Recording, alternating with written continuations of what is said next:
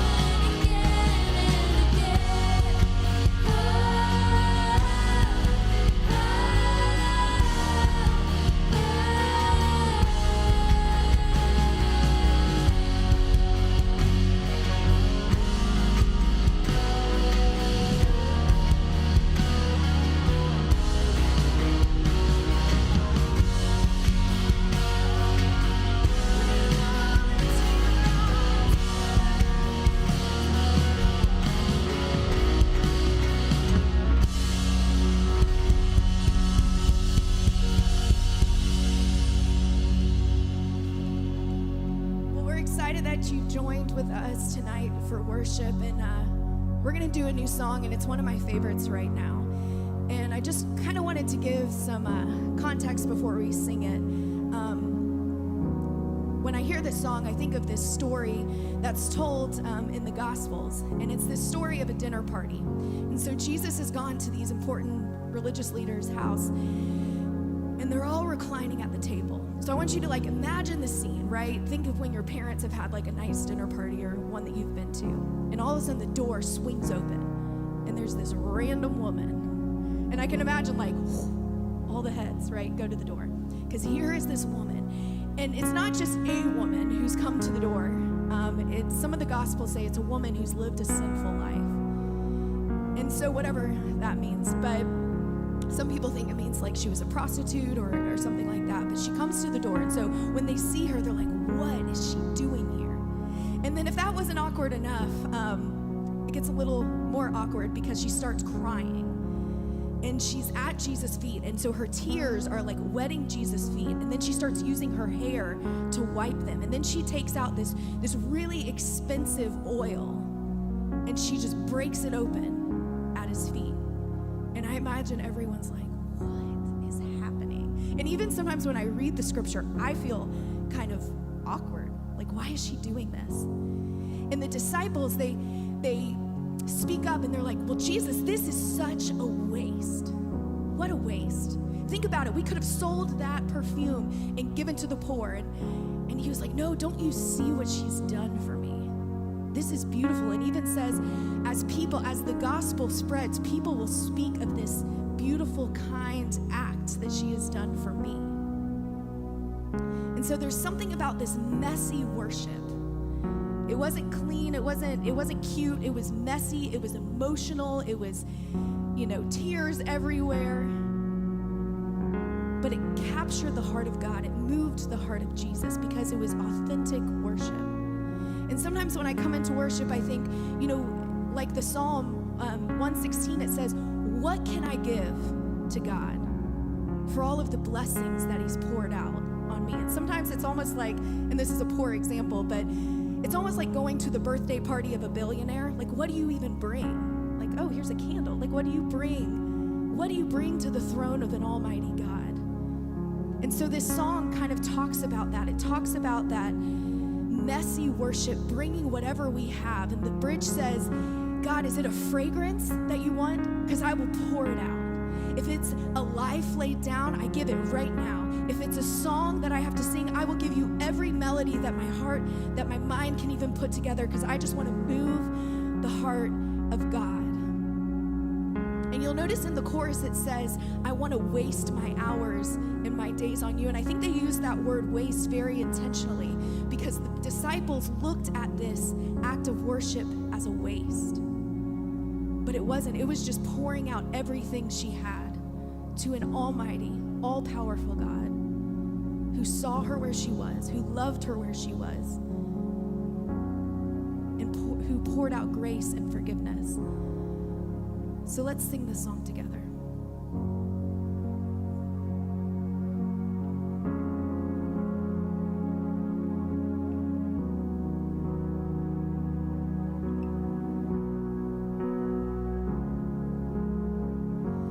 Jesus, Jesus, precious Lord, none on the earth, heavens above, that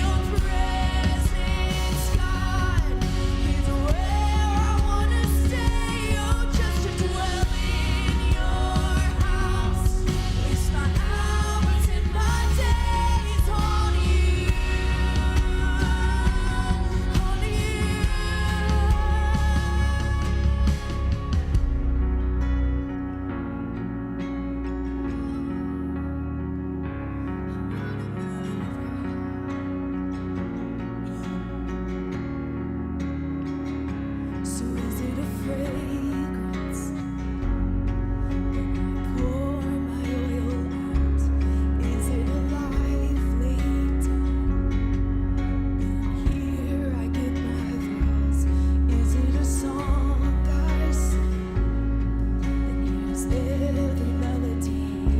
Just tell me what moves you. Just tell me what moves you. Is it a fragrance?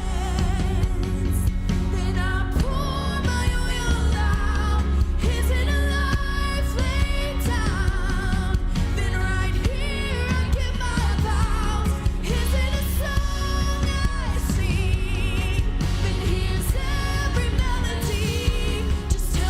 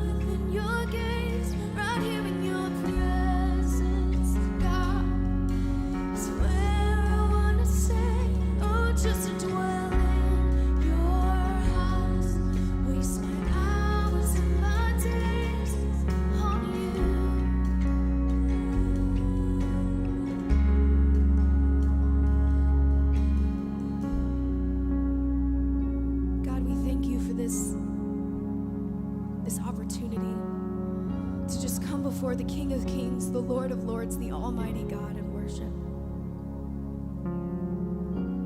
And God, sometimes we don't even quite know what to bring to you. But my prayer is that tonight that we would bring our all, whatever that looks like. Whether we feel broken, hurting, filled with joy, feeling blessed tonight, God, that wherever we're coming from, that we would fall at your feet. God, that our worship of you, it doesn't have to be cute, that it can be messy, that it can be emotional. However we are, God, we come to you tonight. And God, I pray that as we move into the message, God, that you would give us ears to hear and eyes to see. God, I pray for a move of the Spirit that would convict the parts of our hearts that's struggling with envy, with jealousy. And that those areas of our lives, God, that we would surrender them to you tonight. The only one who can heal, the only one who can bring wholeness and fulfillment and hope, God. So we lean into that tonight. We love you, we honor you. Amen. Y'all can have a seat.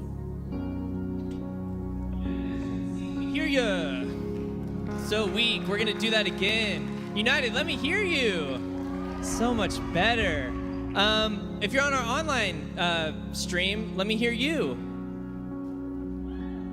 Great. I'm assuming they did it. Awesome. Well, whether you're here in the room or you're online watching on our stream, our mission is the same. We exist to point students to Jesus, and we're so excited that you're here, and we're also so excited, or maybe I'm just the only one who's excited, that we have way more chairs in here than we used to, and you didn't have to register before you came here, because now we get to have more friends join us for worship, and I'm so excited about that.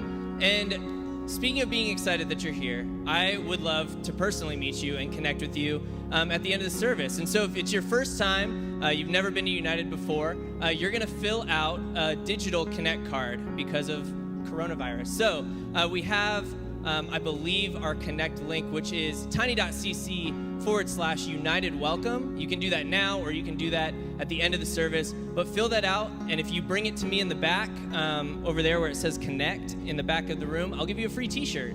And if you fill it out while you're online, I will mail you a free t-shirt. So just fill that out. I'm so excited to meet you, and I'm so excited that you decided to come and worship with us tonight.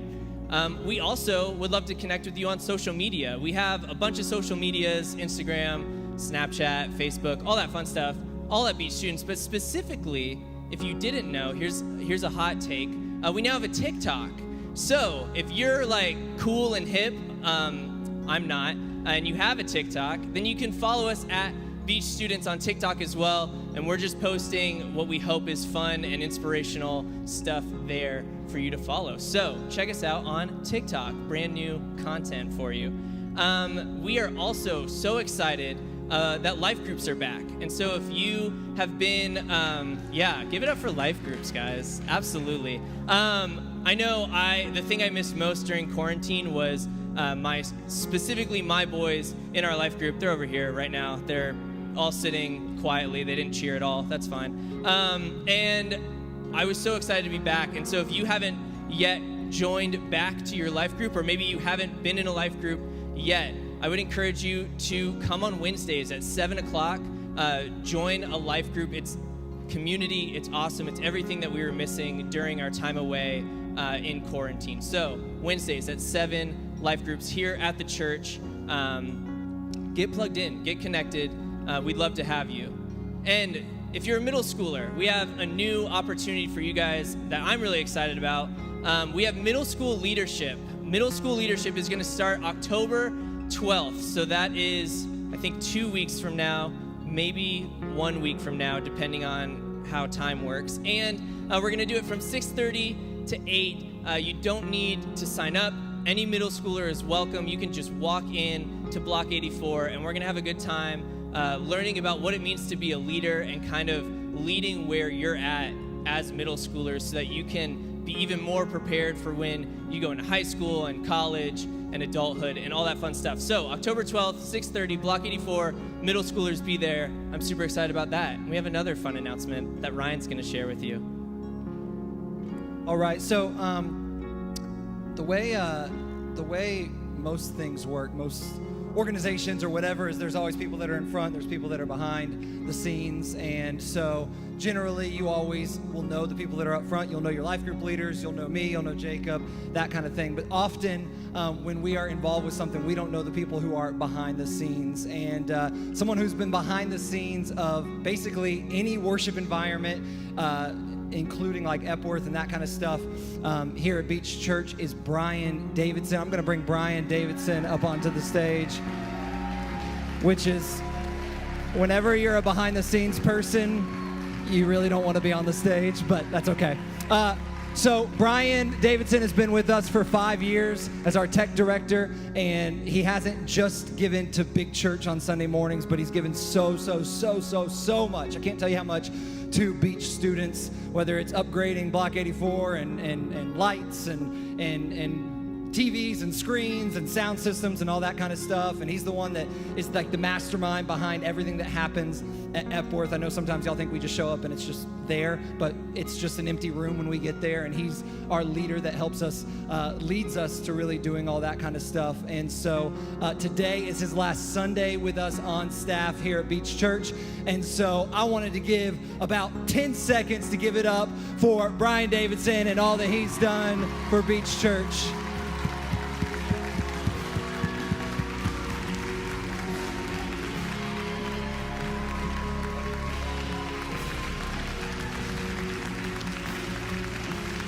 So yeah, thank y'all. Thank you, Brian, for all you've done. He's brought us into the 21st century, truly, when it comes to, I mean, all the online church and stuff, like all the online church and streaming and all that kind of stuff, like Brian Davidson's the guy. So we're so thankful for you and all you've done for Beach Church and pointing students to Jesus and reaching and raising up and releasing disciples of Jesus who change the world.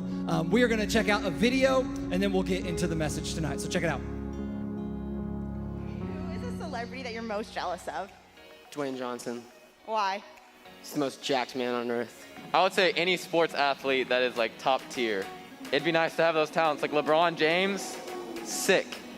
Hailey Bieber, because she's married to Justin Bieber. Yeah, Hailey Bieber, because she's married to Justin Bieber. Probably Charli D'Amelio, because she has good dance moves. I'm terrible at dancing, so you know. Tom Holland. Tom Holland is my age. He's better looking, he has an accent, and he plays Spider-Man, which is my dream. Oh God, that's a hard one. Probably Taylor Swift. Why? Because one, she has an amazing voice, and two, she's really popular and like so pretty. I'd say Chance the Rapper. And why are you jealous of Chance the Rapper? Because he's way better at rapping than I am. Probably Avery. Yeah. Jordan Fisher, because he's got sick dance moves. I'm honestly most jealous of Millie Bobby Brown because, like, first of all, like, I can't even, like, she's probably not even doing school and she's making so much money and, like, she looks good with her head shaved. Ariana, because she has really long hair. I am most jealous of Trella Tunes because she's a pastor's kid. She's way more talented than I will ever be, and she is just the coolest person in the whole entire universe. I'm jealous of Kylie Jenner because I love her, and she like makes a lot of money for herself and has like made a really good like businesses for herself like since she was really young, and I think that's really cool. I would say either Kendall Jenner or Gigi Hadid. I love their fashion. Captain America, because he stands for all that's good, he's hard to beat down, and he's got great abs. Amen. And what is a time in your life that you've been really jealous or envious of something? Probably in second grade because all my friends had guinea pigs and I didn't. I would maybe say of my brothers maybe because of all the attention they get, and I'm the youngest of 6 brothers. When I was just in Colorado and people actually live there year round. When I don't do as well on a test and one of my friends does really good. When Trella sings, I get really jealous because I can't sing, but she can sing really well, and so I'm like, dang it, I wish I could sing like that, and then I get upset. So me and my friend went in a raffle for a surfboard, and my friend didn't even surf. and she won the raffle, and I was like, what the heck? Really envious of anyone with coffee right now. I love Legos, and I've seen all these Lego sets come out, and they seem awesome. I had a friend last year, and I was super jealous of him because he didn't really do anything in school, but somehow he just like passed every test and like got A's on everything. When my best friend was dating a really cute guy that I kind of liked, and I was like, ooh, don't be jealous, and it was rough. I mean, I think high school in general, because you compare yourself to people like all the time, so. Probably when I get to see those people that get brought onto cooking TV shows and they get to eat like the master foods, and I'm stuck with like grilled cheeses.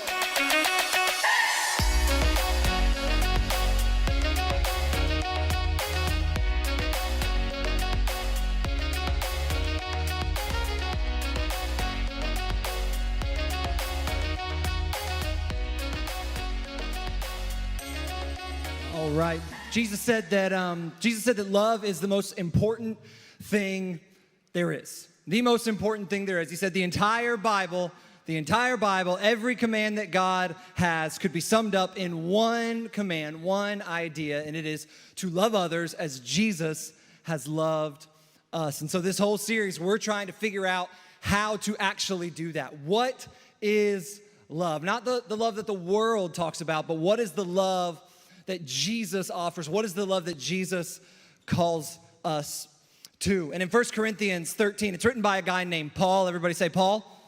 Paul was like an early church missionary, and he wrote most of the New Testament, and he wrote this book.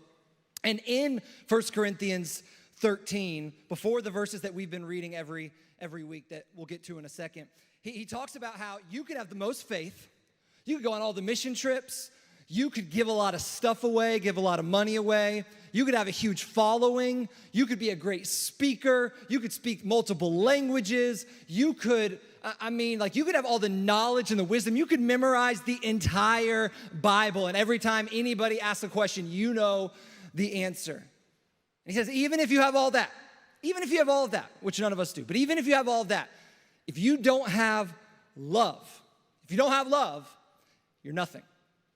You're nothing.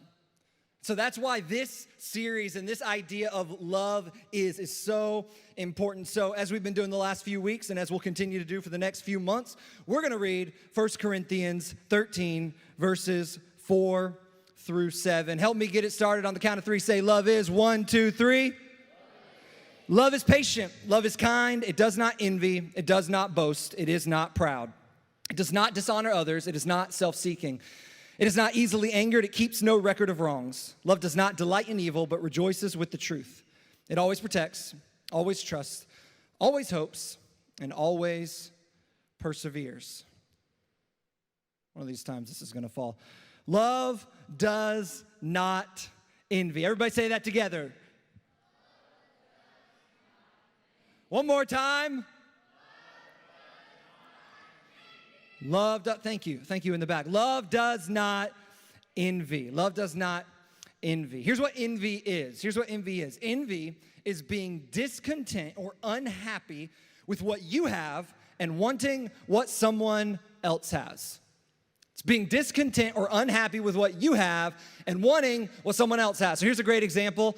If you're in like junior, senior year, you might have gotten your first car by now. And imagine you get your first car and you're so excited about it. It's a little bit old, it's a little bit beat up, but like you can get where you want to go when you want to go there. And it's like you have something that's yours. You have your own car. You've waited for this day for 16 years. You get your own car.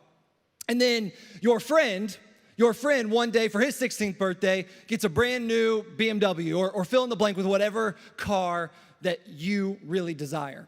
And all of a sudden, that car that you loved doesn't look so good anymore. You look over and you're like, my car doesn't even have AC, and he's got like GPS, and he's got like LED screens, and he's got this amazing sound system and leather seats and heated and cooling seats and a sunroof and all this kind of stuff. Mine barely even gets anywhere, and his is just beautiful. Like I wish I had what he had. That's envy. You're unhappy with what you have, and you want what someone else has. And in fact, sometimes we look around and we see what other people have, and then it makes us unhappy with what we had. We were very happy with what we had, but then it became not enough because we saw what someone else had. And I know the first 2 weeks of this series were kind of simple, like love is patient. Okay, so we talked about patience. Love is kind. We talked about kindness.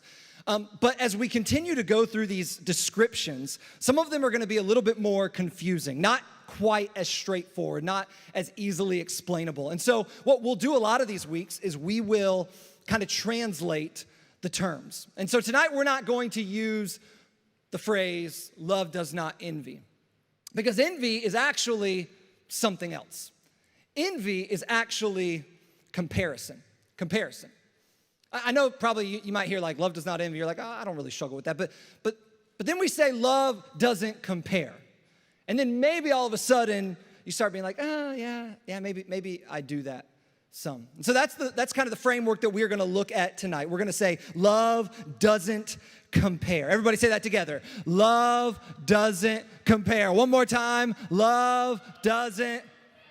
That's right. Thank you again in the back for screaming and being excited. Love does not compare. And we live in comparison culture, don't we? We live in comparison culture. We compare everything. Everything. We compare our clothes.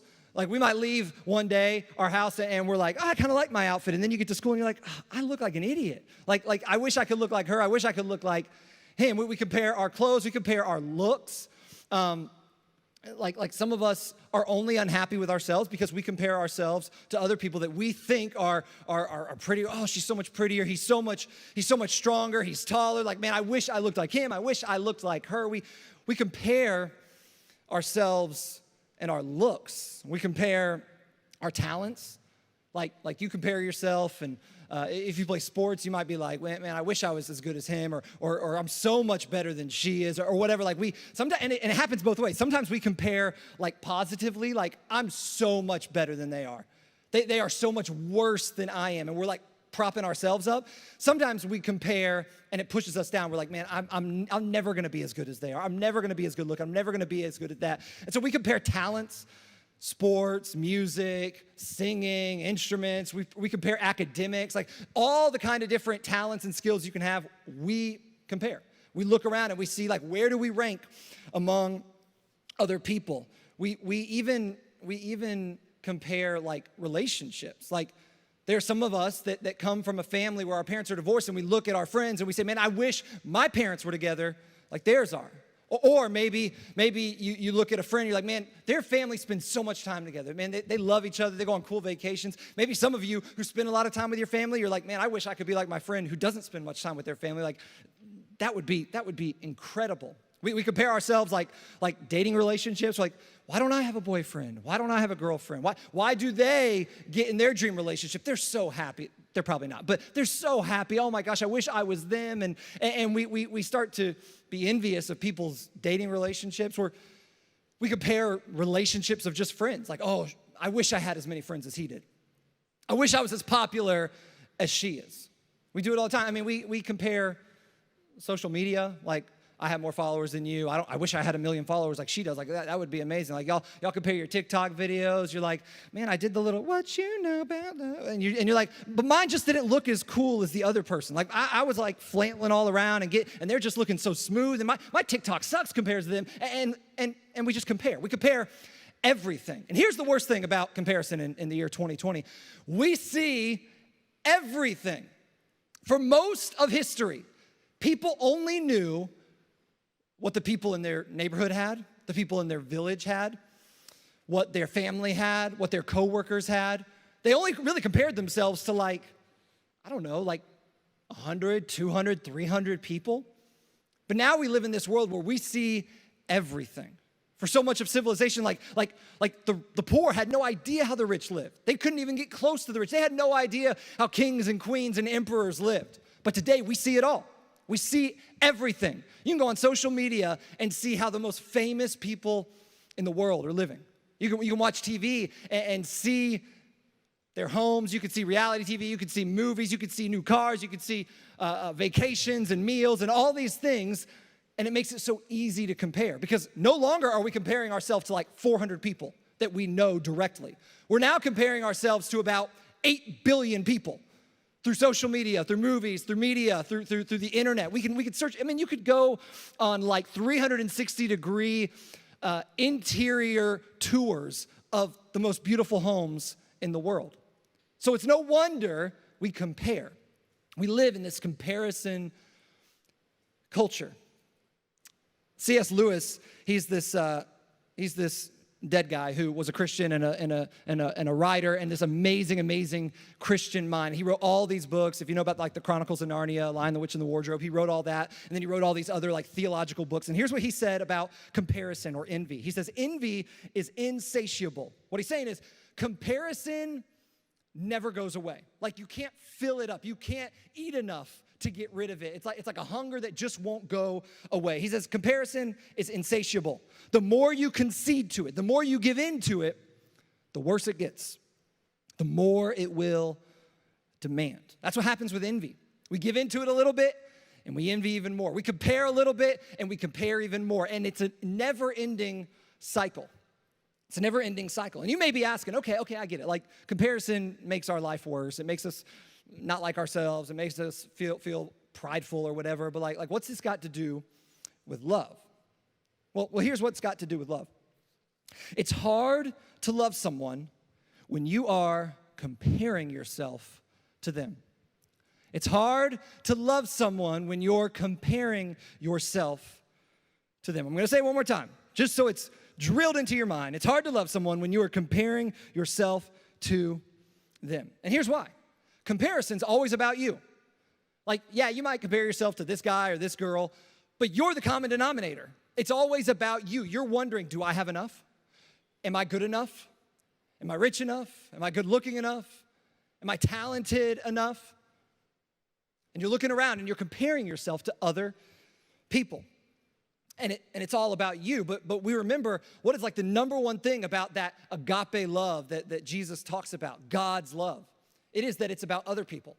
It's putting the other person first. And so when you compare, you are by definition making it about you. So you cannot love and compare at the same time. But let's get a little bit deeper into it. I want you to think about it. When you compare yourself to someone,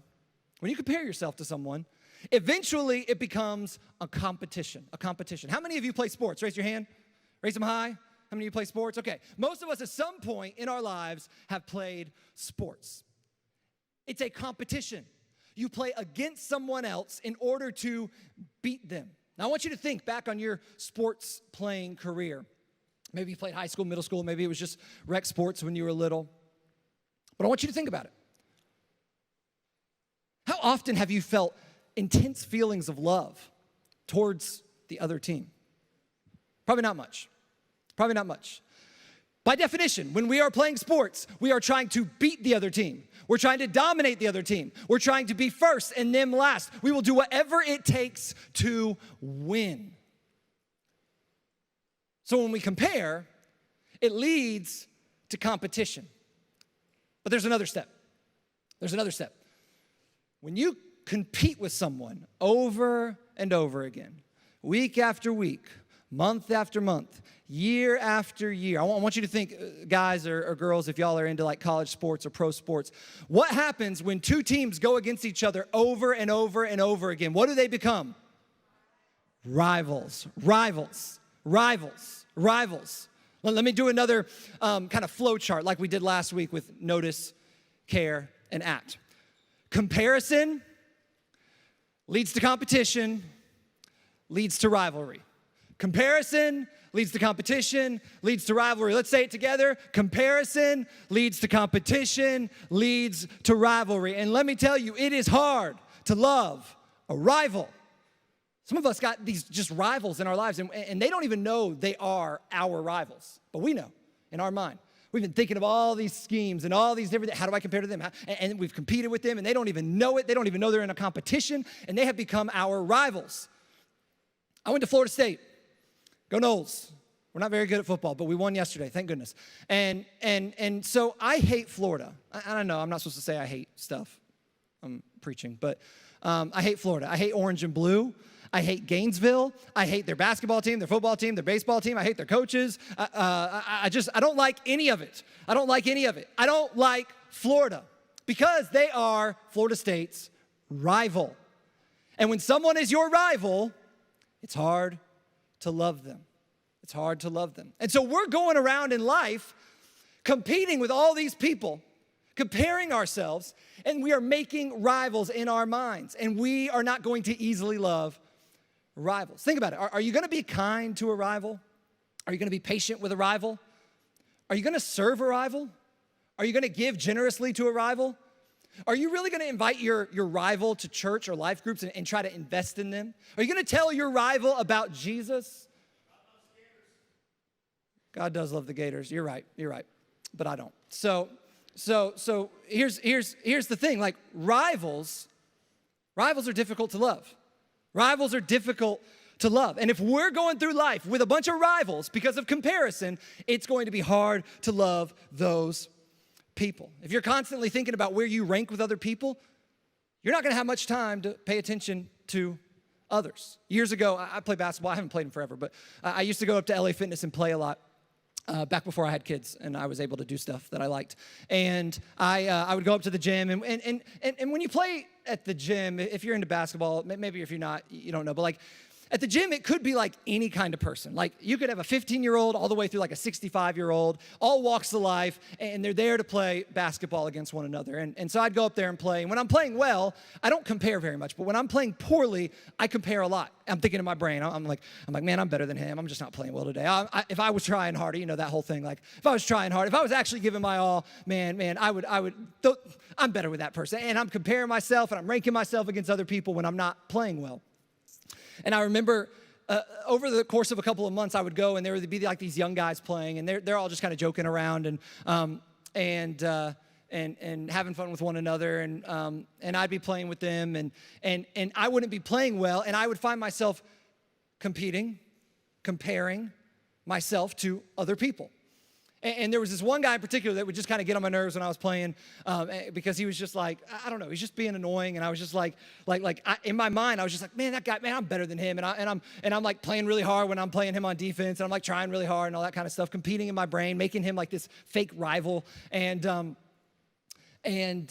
just assumed like, you know, he's some young adult guy or whatever. Well, a couple of months after I had played a few times over a series of a few months, this young guy walks into United, and I'm like, Ryan, you've been comparing yourself to a high schooler. You're a student pastor, and you've been competing and thinking bad things in your mind towards the person you're supposed to be reaching for Jesus. What a jerk you are. And I see him, and he walks in, and apparently I think he was a senior at the time, and I was like, oh gosh, I felt so stupid.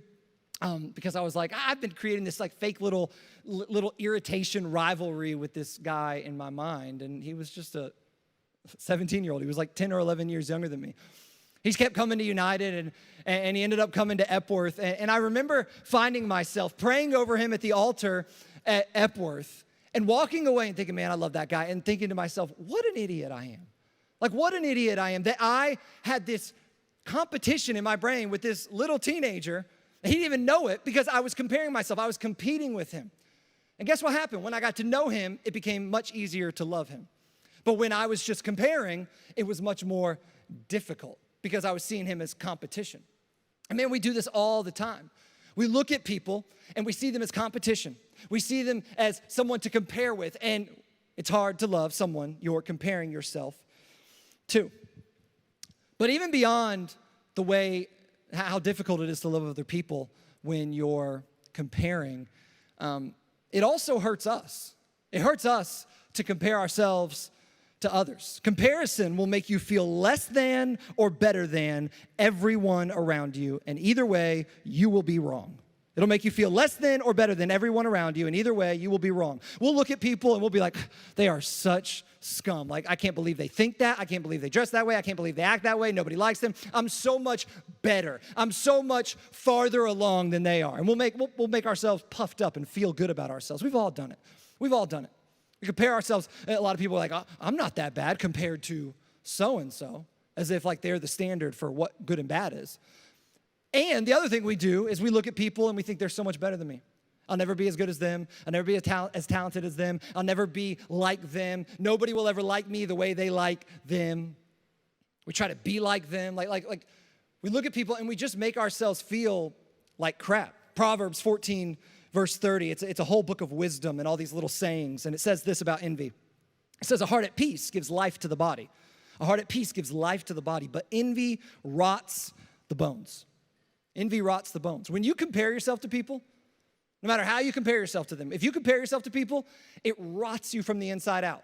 It'll make you feel terrible, or it'll make you feel puffed up and prideful. It'll make you look at people like they're not really people, like they're worthless, like they're nothing. It will make you walk through life like you're better than everybody or worse than everybody. It'll rot your soul. It'll rot your mind. It'll rot your heart. It'll rot your core. Sometimes we wonder why am I so angry? We're angry because maybe we're comparing too much. Maybe we're comparing too much. And if you struggle with self-esteem, if you struggle with self-worth or body image issues or any of those kind of things, let me tell you, your worst enemy is comparison. Your worst enemy is comparison. It is so hard to love yourself when you compare. It is so hard to love yourself when you compare. So some of you, if that's you, you just need to maybe even more than other people, just need to wipe comparison out of your life because it's rotting your core. It's rotting who you are. I want to close with a story that Jesus tells. It's another famous story. We told a famous story last week called the Good Samaritan, but it's a story that many of us know, even if we haven't been in church. And I'll give you kind of the beginning of the story just quickly, and then we'll go to the end of the story because that's where we see the comparison. But it's this story known as the story of the lost son or the prodigal son. And here's what happens. There's these two boys, and one of them, the youngest one, goes to his daddy, and he's like, hey, daddy, I want my inheritance.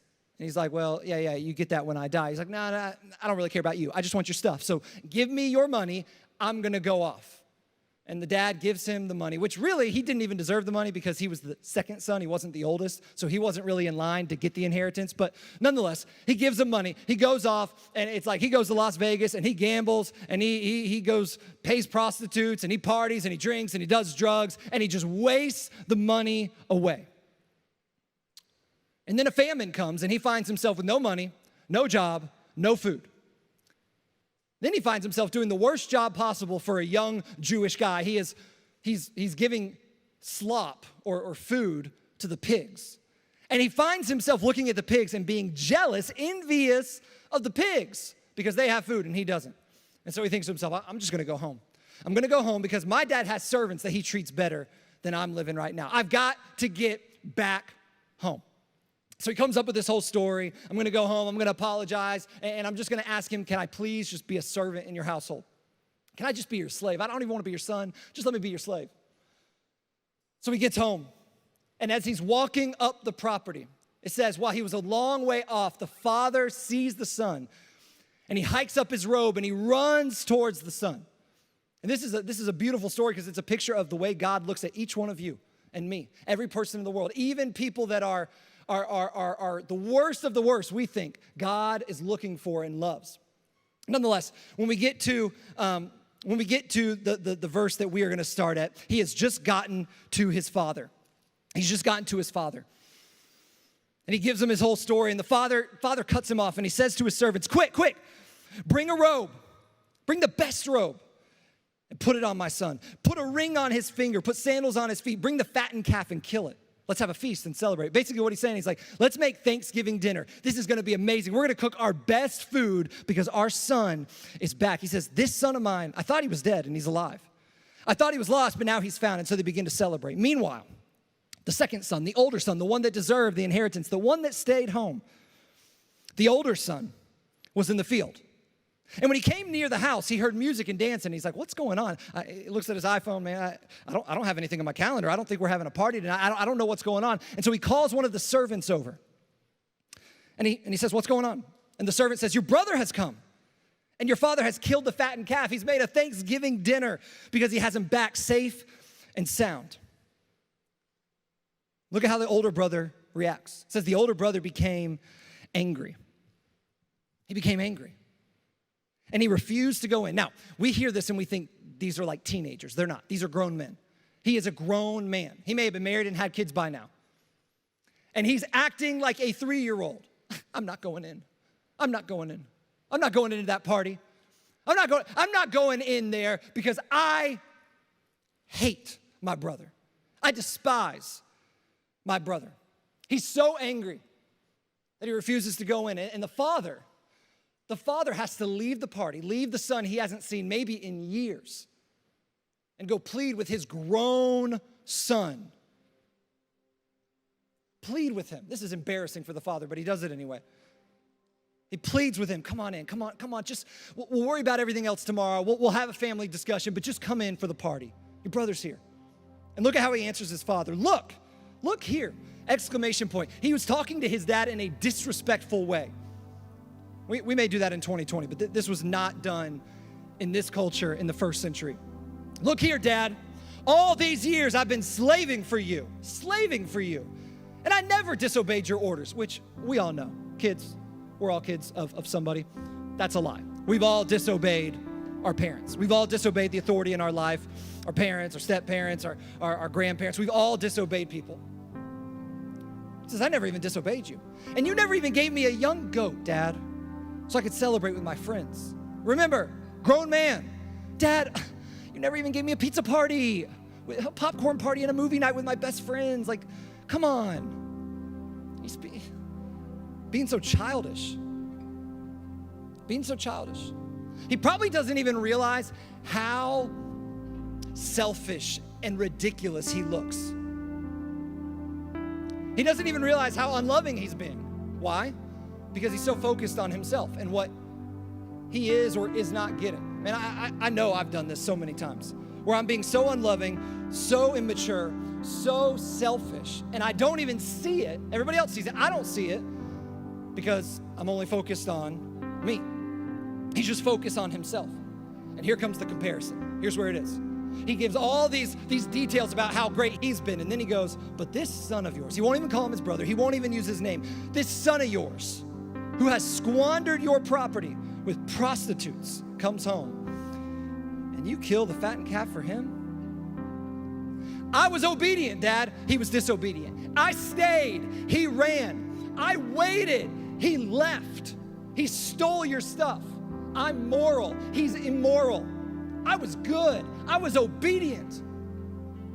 He just wasted everything. He's a terrible person. Look at the comparison happening here. And then he's like, but then I didn't even get a pizza party, and you're throwing him this huge celebration.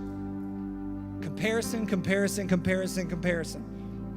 And this wasn't the first time he had been comparing himself with his brother. Think about this. For years, he probably thought these things about his brother. For years, he thought, man, he probably made jokes at the dinner table. He thought as he was working out in the fields, he was resenting his brother. I can't believe he left me to do all the work. I'm taking care of my parents. I'm taking care of my family. This isn't fair. He had been comparing for years. And so when the son got home, it was just like an explosion in his soul. His body had been rotting away with envy and comparison for years. This is what comparison does to us. We cannot love when we are comparing. Now, whenever there's a not statement, like love does not envy, we want to find out, what does love do? What does love look like? If it doesn't envy, what does it do? What is the fix for unloving envy, for comparison? Here's what it is. Loving people are confident in how God made them and where He has them. Loving people are confident in how God made them and where He has them. Man, it's so much easier to love other people when we're confident with where we are. When you're looking around like, I wish I was as far along as she is. I wish I was like he is. I wish I had what they have. It's so hard to love people.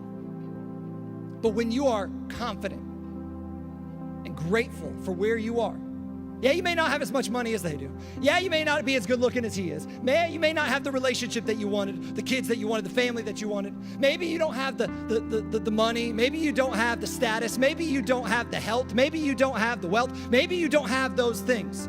But when you are confident in who God made you to be, I'm not the funniest, I'm not the smartest, but when you are confident in who God made you to be, and when you are confident in where God has you, He may have you in a place that doesn't feel very good right now, but when you're confident that He has you where you are on purpose, guess what happens? It's easier to love people. It's easier to love people. Does this sound like anybody to you? It sounds like Jesus. And as usual, God is love. Jesus is love. And so Jesus did not envy. Jesus, his life was only possible because of a lack of comparison. He went around and he didn't look at people like a leper, a cripple, prostitute, tax collector. Man, they're nothing. A Pharisee. Or by the same token, he didn't look at like emperors and Caesars and Roman soldiers and think, man, I wish I was like them. Man, I wish God let me be strong. I wish God gave me that family. I wish God gave me that kind of authority or that kind of power. No, Jesus didn't compare at all. And that's why he was able to be so loving. He was able to go to the people that no one else would go to and reach out to them and touch them. He was able to go to the worst of the worst and love them. Why? Because he didn't look down on them. Why? Because he didn't compare himself to them. When you don't compare, it's a whole lot easier to love. To love. When we close in a moment with worship, I want to encourage you, one of our responses tonight, we have these 2 Love Is boards on each side, and they just have little tags. I want to encourage you to go grab one of them if you're in the room. If you're at home, you can just pull out a blank piece of paper.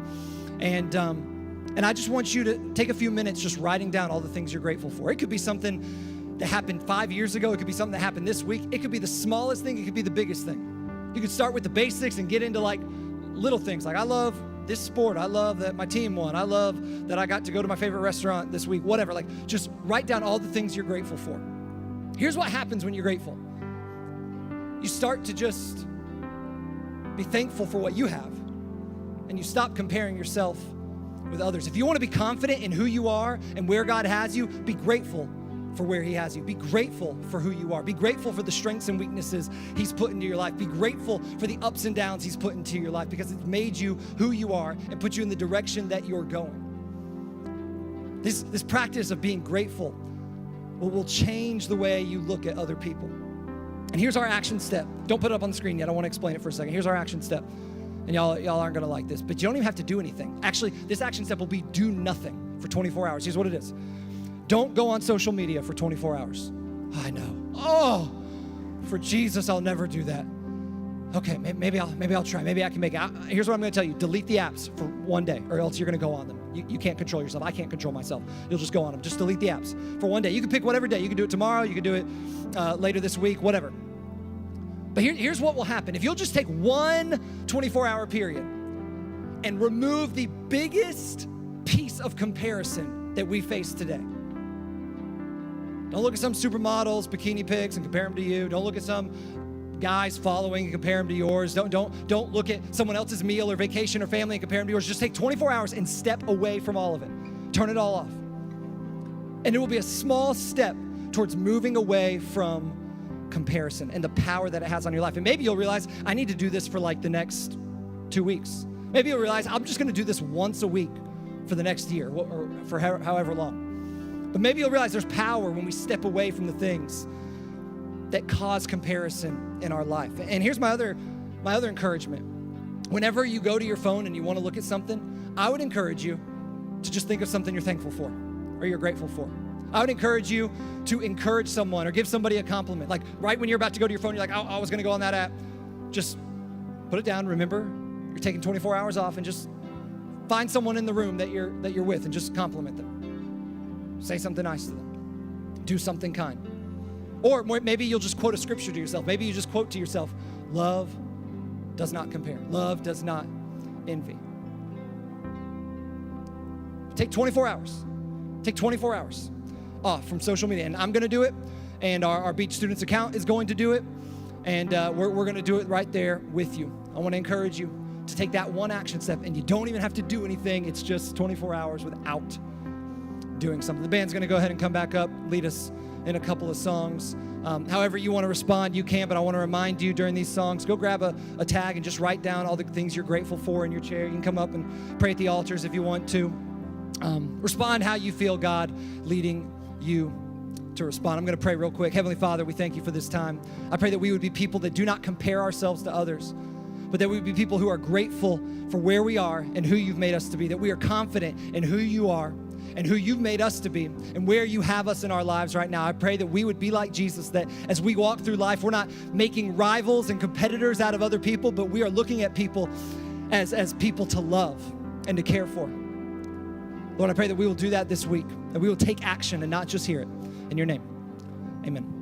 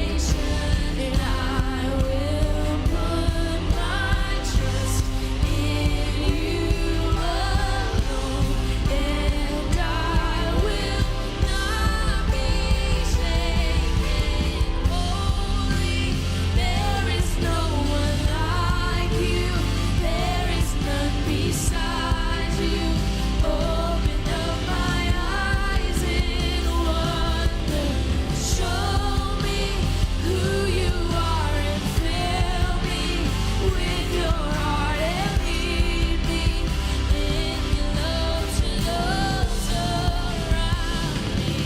Holy, there is no one like you. There is none beside you. Open up my eyes in wonder. Show me who you are and fill me with your heart and lead me in your love to those around me.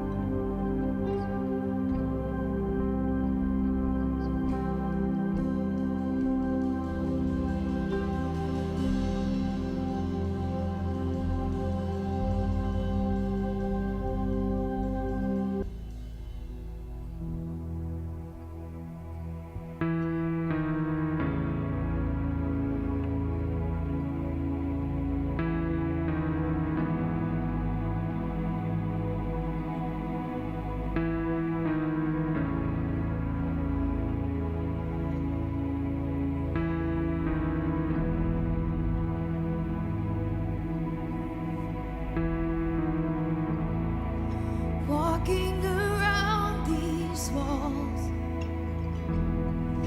I thought by now they'd fall,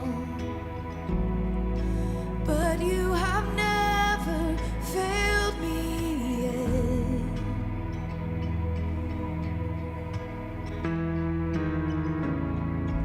Waiting for change to come,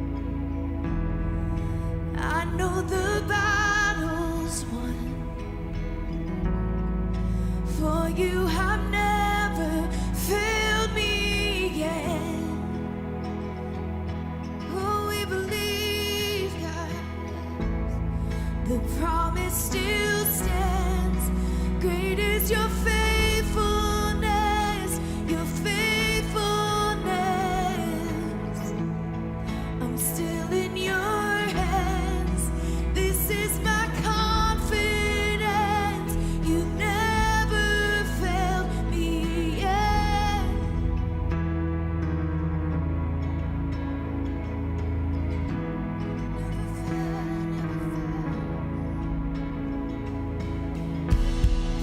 And I know the night won't last. Your word will come to pass, and my heart will sing your praise again. Oh, sing that he's still enough, yes. And Jesus, you're still enough. Keep me within your love, and my heart will sing your praise again.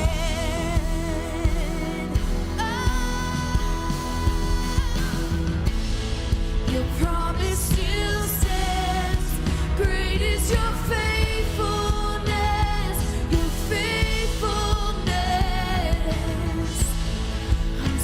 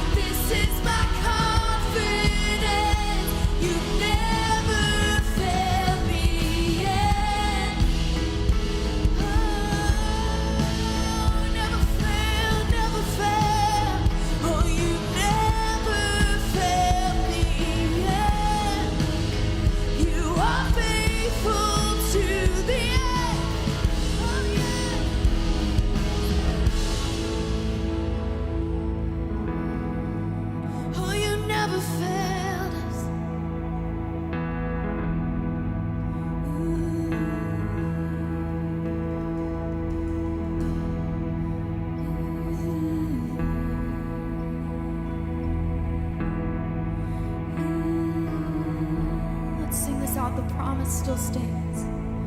Your promise still stands. Great is your faithfulness, your faithfulness. I'm still in your hands.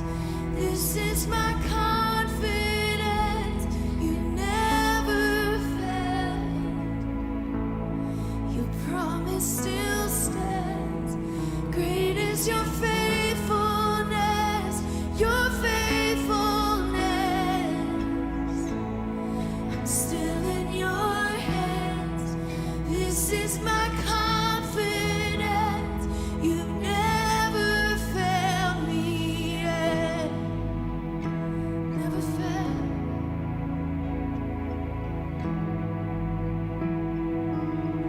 Real quick, if it was your first time tonight, either online or in person, we want to invite you to just fill out the digital Connect card. If you're in the room, you can just go right back to the Connect with your phone and show them that you did it.